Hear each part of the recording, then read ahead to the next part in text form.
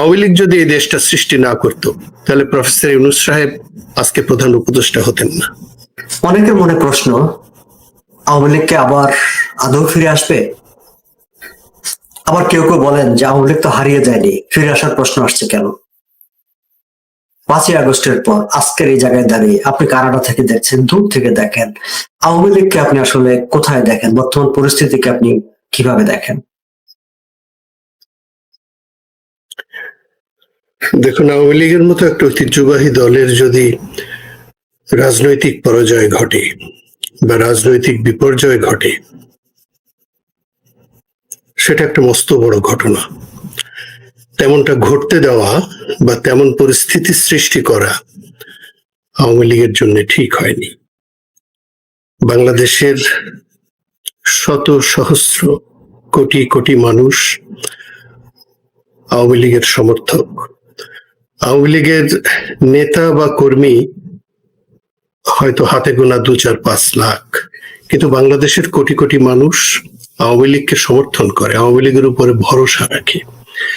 এই মুষ্টিমেয় সংখ্যক নেতা কর্মীর কারণে যদি আওয়ামী লীগের ভরাডুবি হয়, তাহলে দল হিসেবে যেমন আওয়ামী লীগের ভরাডুবি হয়, ঠিক একই সাথে এই কোটি কোটি মানুষের আশার জায়গাটা, ভরসার জায়গাটা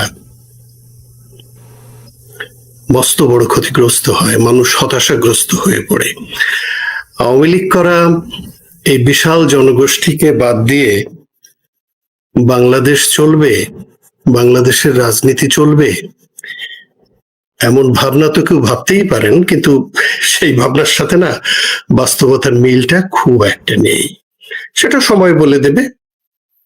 যদি আওয়ামী লীগের রাজনৈতিক প্রতিপক্ষ যারা, তারা যদি মনে করেন যে তারা আওয়ামী লীগকে বাদ দিয়েই বাকি 200 বছর, 100 বছর, 50 বছর, 10 বছর চলতে পারবেন, সে ক্ষমতা যদি তারা রাখেন তো চলবে। দেশের মানুষ যদি সেটা চায়, তো আপনি আর আমার, আপনার আর আমার তাতে অসুবিধা কি?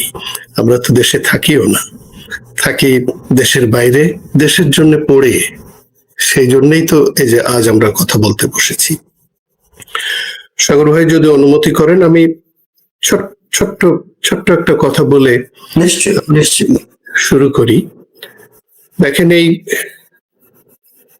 শেখ হাসিনার দেশত্যাগের পরে আমি বাংলাদেশে আমার বন্ধু স্বজন, তারা কেউ ব্যবসায়ী, কেউ রাজনীতি করে, কেউ কর্মী, কিন্তু একটা বড় অংশই সমর্থক,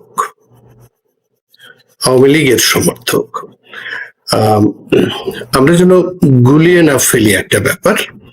আওয়ামী লীগের যেসব নেতারা, যেসব কর্মীরা চুরি চামারি, দলবাজি বা অপকর্মগুলোর সাথে জড়িত ছিলেন, তাদের কথা হচ্ছে না।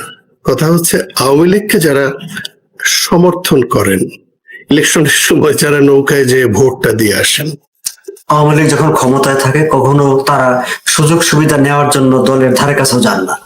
একদমই না, একদম রাইটলি আপনি ফাইন্ড আউট করেছেন যে যতক্ষণ আওয়ামী লীগ ক্ষমতায় আছে ততক্ষণ তারা আওয়ামী লীগের ধারের কাছে ঘেঁষবে না। আওয়ামী লীগের বিপদের সময় তাদের বড় কষ্ট হয়। তাহলে ব্যাপারটা কি দাঁড়ালো? যে আওয়ামী লীগের কাছে তাদের কিছু চাইবার নেই, কোনো প্রত্যাশা নেই তাদের, তারা শুধু দিতেই চায়। আওয়ামী লীগের তাদের কাছ থেকে পাবার আছে। সেই শ্রেণীর মানুষরা কি ভাবেন, সেটা যেমন আওয়ামী লীগের নেতা কর্মীদেরকে ভাবতে হবে, সেটা ঠিক তেমনি আজকের যারা ক্ষমতায় আছেন, দেশ চালাচ্ছেন, তাদেরকেও কিন্তু এই জনগোষ্ঠীর কথা ভাবতে হবে। এই জনগোষ্ঠী কিন্তু অপরাধী না, এই জনগোষ্ঠী কিন্তু ঘুষ খায় নাই, দুর্নীতি করে নাই, দলবাজি করে নাই।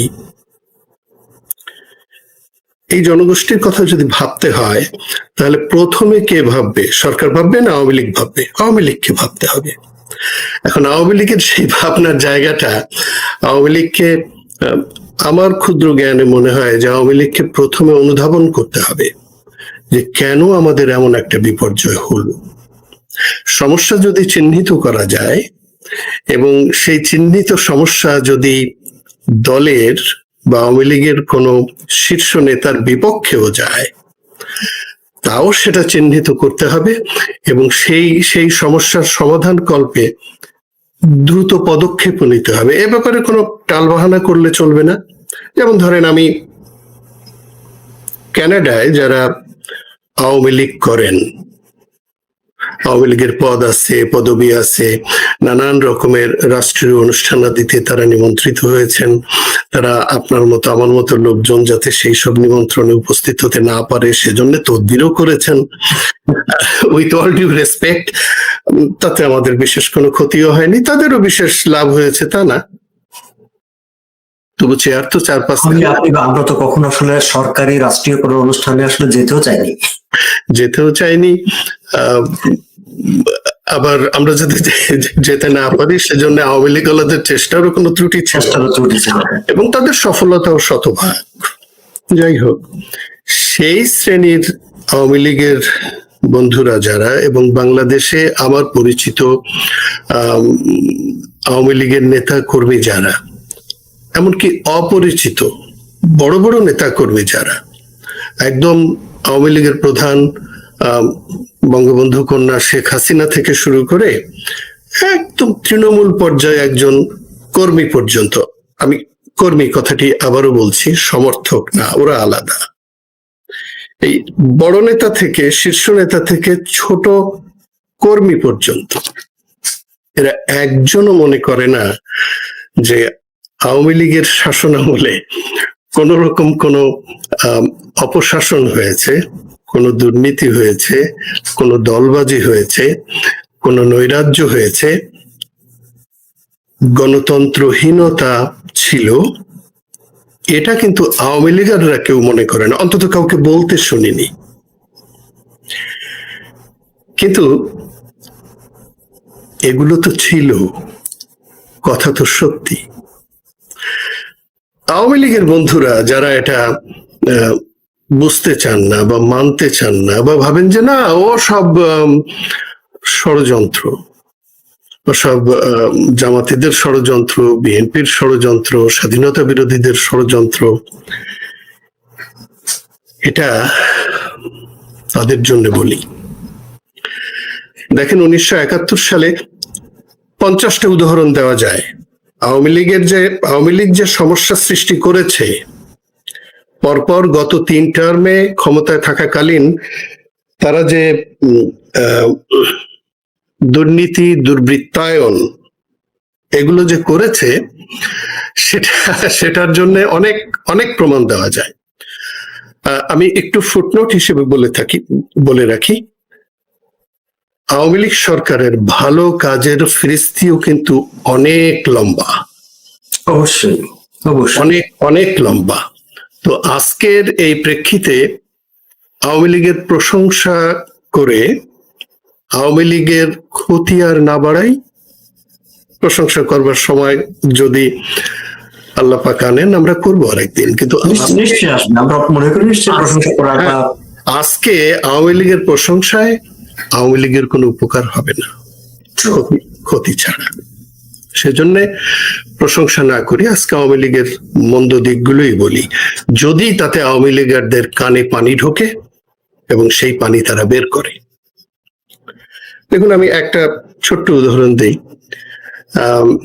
আপনার বোধহয় তখনও জন্ম হয়নি, 71-এর কথা বলছি আমি তখন ক্লাস 3-তে পড়ি। আর আমার শৈশব স্মৃতি কোনো বিশেষ কারণে ভীষণ ভাবে মনে আছে। দেশ যখন স্বাধীন হলো, 16 ডিসেম্বর দেশটা স্বাধীন হয়ে গেল, বঙ্গবন্ধু তখনও দেশে নাই। সারা দেশে দোর্দণ্ড প্রতাপে যে মুসলিম লীগাররা, জামাত ইসলামের লোকজনরা, রাজাকার, আলবদররা, সারা দেশে যে দাপট তাদের, অস্ত্র হাতে দাপট তাদের, যার অস্ত্র নাই তারও দাপট, সেই দাপুটে রাজনৈতিক সন্ত্রাসীরা গর্তের মধ্যে ঢুকে গেল, ওই গর্তেই থাকলো। গর্তে তারা কেন ঢুকলো? কি তাদের বলেছে গর্তে যাও? না, তা যায় নাই। কিন্তু তাদের দেখলে মেরে ফেলবে এরকম একটা ভীতি তাদের মনের মধ্যে কাজ করেছে। এটা অপরাধ বোধ। 1971-এ যে নৃশংসতা ওই শ্রেণী করেছে, ওই রাজাকার, আলবদর, মুসলিম লীগ আর জামাত ইসলামীরা যে নৃশংসতা করেছে, যে রাজনৈতিক নৈরাজ্য তারা সৃষ্টি করেছিল বাংলাদেশে, সেটা তারা জানতো। সেই জানা থেকে তারা গর্তে ঢুকে গেল। আজও 71-এর সেই অপরাধীরা কেউ কিন্তু অপরাধ স্বীকার করেনি। ক্ষমা চাওয়া তো অনেক দূরের কথা। তাতে কি হয়েছে লাভ? বাংলাদেশের রাজনীতিটা আজকে দুই ভাগে বিভক্ত, স্বাধীনতার পক্ষ, স্বাধীনতার বিপক্ষ। কখনো স্বাধীনতার পক্ষের শক্তি চাঙ্গা দিয়ে ওঠে, কখনো স্বাধীনতার বিপক্ষের শক্তি চাঙ্গা দিয়ে ওঠে। এই যে ডান পাশের চাঙ্গা আর বাম পাশের চাঙ্গা, মাঝখানে আমরা তো চ্যাপ্টা। আমাদের গতি কি? যদি এই 71-এর স্বাধীনতা বিরোধীরা তখন ক্ষমা চেয়ে নতুন করে রাজনীতি শুরু করতো, এই বিভাজন কিন্তু এতটা হতো না। আবার তারা রাজনৈতিক ভাবেও যদি দেশের মানুষ তাদের চাইতো, তারা কিন্তু অনেক বেশি সমৃদ্ধশালী হতে পারত। যাক, এই পর্যন্ত যা বললাম 71-এর অপরাধীদের ব্যাপারে, সে পর্যন্ত বোধহয় দেশের কোনো মানুষ, এমনকি সে অপরাধীরাও দ্বিমত করবেন না। এবারে বলি যে এই 5ই আগস্টের পরে আওয়ামী লীগের নেতা কর্মী এদেরকে পালাতে হলো কেন? কারণ তো আছে। কারণটা কি? সেই কারণটা যারা পালাচ্ছেন তারা জানেন যে তারা অপরাধ করেছেন। তারা গণতন্ত্র নিয়ে সিনেমিনি খেলেছেন, তারা অর্থনীতি নিয়ে সিনেমিনি খেলেছেন, তারা রাজনীতি নিয়ে সিনেমিনি খেলেছেন। কোনো কিছুতেই কোনো ভিন্ন মত সহ্য করেননি, কোনো ভিন্ন রাজনৈতিক দলকে মাঠে দাঁড়াতে দেননি। এগুলো অপরাধ। আওয়ামী লীগের বন্ধুদের যদি এটা ভালো না লাগে, ক্ষতি তাদেরই। আর যদি ভালো লাগে, তারা যদি এটা বোঝেন, তাহলে এই অপরাধের জন্য দেশবাসীর কাছে ক্ষমা চাইতে হবে। আমি আবারও বলি, ক্ষমাটা দেশবাসীর কাছে চাইতে হবে, কোনো ব্যক্তি বিশেষের কাছে না। কোনো ব্যক্তি বিশেষের কাছে না, জনগণের কাছে, দেশবাসীর কাছে। কোনো ক্ষমতা যে সমর্থকদের কথা বলছিলেন, যে কোটি কোটি সমর্থক যারা আওয়ামী লীগকে বুকে ধারণ করে, তাদের দুঃসময়ে পাশে দাঁড়ায়, সুসময়ে তারা দূরে থাকে, সেই সমর্থকদের কাছে, সেই সমর্থকদের কাছে বা সেই সমর্থনের বাইরে যে দেশবাসী আছে, তারাও তো ক্ষতিগ্রস্ত হয়েছে গত 15 বছরে। এই সমস্ত মানুষের কাছে আওয়ামী লীগকে ক্ষমা চাইতে হবে। ক্ষমা চেয়ে, ব্যাপারটা তো এমন না যে আওয়ামী লীগের সমর্থকরা বা আওয়ামী লীগের ঘোর বিরোধীরা মাথায় ঝাঁকা নিয়ে ঝাঁকার মধ্যে ক্ষমা বসায় দৌড়ায় বেড়াচ্ছে। আওয়ামী লীগের কখন ক্ষমা চায়, ঝাঁকার থেকে ছুড়ে ক্ষমা দিয়ে দেব, ব্যাপারটা তো তা না। ক্ষমাটা চাইতে হবে অন্তর থেকে। অন্তরটাকে পরিষ্কার করতে হবে ক্ষমা চাওয়ার জন্য, এবং ওই পরিষ্কার অন্তর প্রত্যেক নেতা কর্মীর বাকি জীবন ধরে রাখতে হবে। ক্ষমা চাইতে চাইতে চাইতে চাইতে একটা সময় ক্ষমা পাওয়া যাবে।